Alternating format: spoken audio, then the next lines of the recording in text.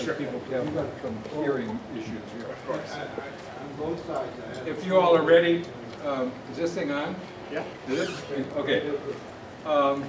We are a small, but we are an inquisitive group, so today. Our speaker is new to our campus. His name is Kevin Smith. He's the new Dean of the Libraries, which means he has responsibility for almost all of the libraries on campus. He has an interesting background in lots of different areas. He's done the normal kind of academic stuff, a combination of library science and law, which I think is always intriguing. Has done a lot of work in the area of copyright and that sort of thing. He holds a BA from Hamilton College, which I had never heard of, in Clinton, New York. An MA from Yale Divinity School. Started off in industry and changed your mind. Yeah, I've been there. Has an MLS, Master of Library Science from Kent State, and a JD from Capital University. We really I am very intrigued by that you're here, and I'm interested in what the future of libraries are. Not just research libraries, but libraries in general, if you can get to that. Welcome. Thank you. Well, good afternoon, and thank you for the invitation. I do have as you say, a diverse background. Thank you. A diverse background. It's butcher, baker, candlestick maker over the course of time. I've been a librarian for about 20 years, and before that did some academic work. You're absolutely correct. I started out, I went to seminary. I met my wife there, and two good decisions were made. My wife went into the ministry, and I did not. Both were very sensible decisions. She has 30-some years experience as a parish minister and does it extremely well. And I'm much more happy in my current role. I became a lawyer because I was concerned. I went to law school while I was working as the director of the library at a small liberal arts college, and went to law school part-time at night while I was working, which is pretty insane, really.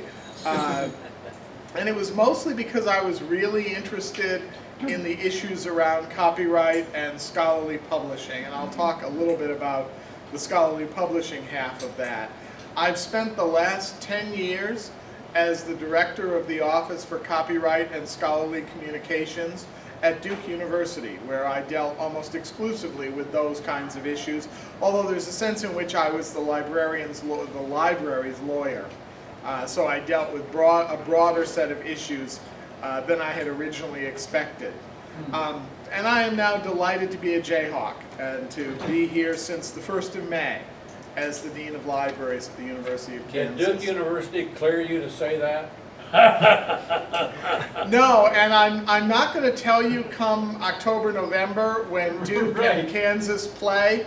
They play basketball against one another in Madison Square Garden. And I'm not going to tell you what my loyalties will be. I'm not going to tell my Duke friends either.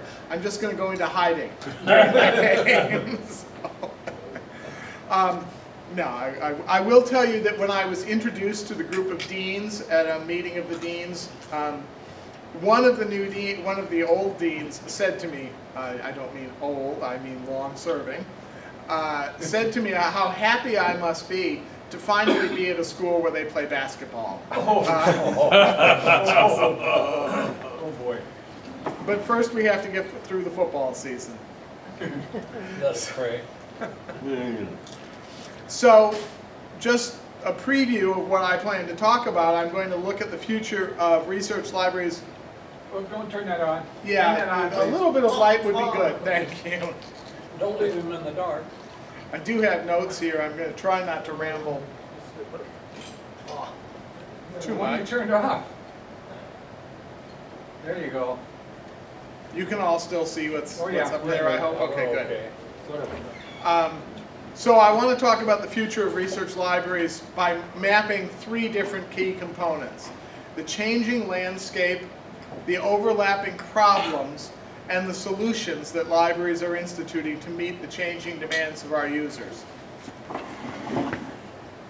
So right now, libraries are navigating a series of overlapping and interrelated challenges.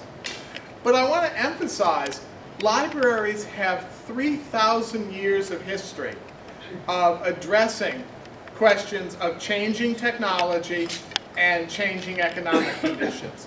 So this is not really new for us. Libraries have been doing this for 3,000 years, give or take a few thousand. Somebody was talking to me about the library at Pergamum, one of the oldest libraries in the world. I picked the library at Ephesus as my illustration of how old libraries are. And then the Watson Library, although it's has a few years on it as an example of a modern research library. What is new and changing in libraries is primarily technology, the change from print to an increasingly online environment. That's generated a lot of other changes. I'll talk some about the economic changes, but I really do want to emphasize that this is not unusual. Libraries have navigated changes in technology and different means of support for a long, long time. Libraries were supported by patrons, just like scholars were, for many years. Now we have a more professional model. We have state funding, we have private funding. Who knows what's going to happen next? I'm tempted to say that the library at Ephesus, they claim that from the library to the town brothel, there is an underground tunnel. So that men could tell their families that they were going to the library. So as I say, there are a variety of means of economic support that libraries have found over time. What all these changes emphatically do not mean is that libraries are going away. We sometimes hear that in the age of the internet, we don't need libraries anymore. Everything is available on the internet, which isn't true. And that libraries are a thing of the past. That is emphatically not true. Many of our research libraries are seeing higher levels of traffic. Circulation is declining at most libraries. Circulation of print materials, but of course online usage is going up. So we are not going away. The questions that we have to address are changing, and I'll talk some about that in a minute. One of the changes is the increasingly diverse ways in which research is carried out. For many of you, I don't know all your disciplines, but for many of you, research was a fairly solitary activity. It is now much more likely to be collaborative, much more likely to be interdisciplinary, and much more likely to involve some kind of online creation, the creation of some kind of online component. I mentioned just two. The map there comes from one of the most successful library collaborative online projects that I'm aware of. It's called the Transatlantic Slave Trade Database. It maps some 30,000 slave trade voyages across the Atlantic. It is now, the best thing about it, well, there are two really good things about it and why I choose it as an example. First, they've amassed an immense amount of data around all of those voyages, down to, as best they can, the reconstruction of names of the people who were transported. The other thing about it, though, is that they have added on to that data very, very useful applications and tools, so that this is used in high school classrooms and it's used in graduate level research seminars. Because they've invented so many different ways to query the data, to get results, to look at the results that they've got. It's been an immensely successful collaboration between a library and a couple of academic departments. It's primarily located at Emory University in Atlanta, but of course online it doesn't have to be located anywhere. It's got to be stored somewhere, and that's an issue. We're seeing digital humanities. We're seeing efforts to approach the humanities in new ways and to apply the power of computing to the study of the humanities. So on this campus we have the Black Book Project, African American fiction, where the goal is to digitize several thousand African American authored novels and make that text, those texts, searchable and manipulatable so that you can look to see how various words and ideas are used across time.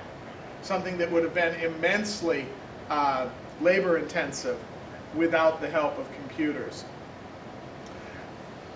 By the way, that link is to the, and maybe I'll follow it, it's to the Atlantic Slave Trade Database. Of course, the Atlantic Slave Trade Database is one example where there's an immense amount of data, which creates all kinds of problems. How do we store it? In what format should it be? How do we preserve it? How do we make sure that the data in a particular format that is pertinent today is still accessible in 10 or 20 years? Another project I want to mention is one that I was involved in at Duke called Project Vox. And it is a project to give voice to women philosophers throughout history. So it involves digitized text, it involves writing analysis, it involves biographies, it involves imagery to create a complex database of women philosophers, and not just women philosophers in the 20th century when it began to be something we were aware of, but much older. One of the reasons I mentioned Project Vox is because my involvement was to help them think about some of the issues that are important to libraries. One of those is, as I think I've already mentioned, what format is it going to be and how are we going to preserve it? How are we going to make it accessible as technologies change? But another issue is the issue of curation. A lot of these online projects make tremendous contributions to scholarship. The question is, how are they going to be maintained? When you publish a book or a journal article, libraries know how to save those things, how to keep them from falling apart. There are multiple copies usually. I've seen the figure that there have to be at least 22 copies of a published book in different locations to guarantee that it will survive for 100 years. Somebody's done that math, it wasn't me. The question with websites is, what kind of commitment will a single library or a university or a consortium make to continue to curate? Books outlive their authors. The copyright law extends for 70 years after the death of an author. Books live on more than we do, sad to say, or maybe it's good. How do we make sure that these web projects will do that, will continue to be updated? Of course, a book that's 100 years old on engineering is probably not very reliable. There was no way to update published books except to publish a revised edition. With websites we can, but the question is who? The faculty who are working on Project Vox at Duke are, mid-career faculty who will be around and able to care for it for another 20, 30, 40 years maybe. What happens after that? Who's going to commit to preserve it? How are libraries going to make decisions about what they will and will not preserve? Can we find collaborative ways, shared platforms on which to preserve these kinds of digital projects? So that's one of the challenges that we have. I won't follow the link, I don't think. Is the cloud any solution to that sort of thing? Well, the cloud is a funny phrase. The cloud just means a server that somebody else owns. Right. So it's, the cloud is potentially a solution if we had assurance that a particular server was going to be maintained over a long period of time. I suppose we can guess that Google and Amazon are going to be around for a long, long time, but is it more likely that Google will survive or that the University of Kansas will? I hope it's the University of Kansas that's going to survive long term.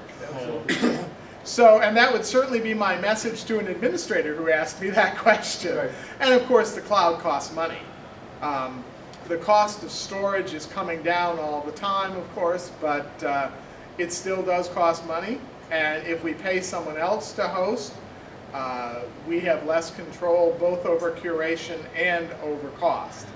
So I think it's a legitimate question, but I don't think the cloud is automatically a solution.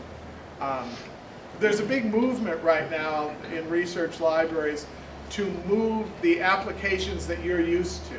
So you all are used at least to a computer catalog that is the main access into some databases. Those databases, by and large, are hosted someplace else. They're proprietary, and the publisher or the vendor hosts the server where that information is, and when you access it, you're just going to their servers. For a long time, libraries have usually had the software for the catalog and things like that on their own servers. There is a movement now to so-called hosted solutions, which is usually to pay the vendor to have the database, the software, hosted on their servers, and they do all the updates and all that sort of thing. We have to have good relationships with them to make sure that changes that we want specifically for the University of Kansas get made. But yeah, the cloud is one of those challenges. It's neither a bane nor a solution to everything. What is it? What is a cloud? the cloud just refers to, as I say, other people's servers. You see commercials that, you know, put your business in the cloud. All that really means is have your data and your applications hosted by someone else. Pay for hosting there.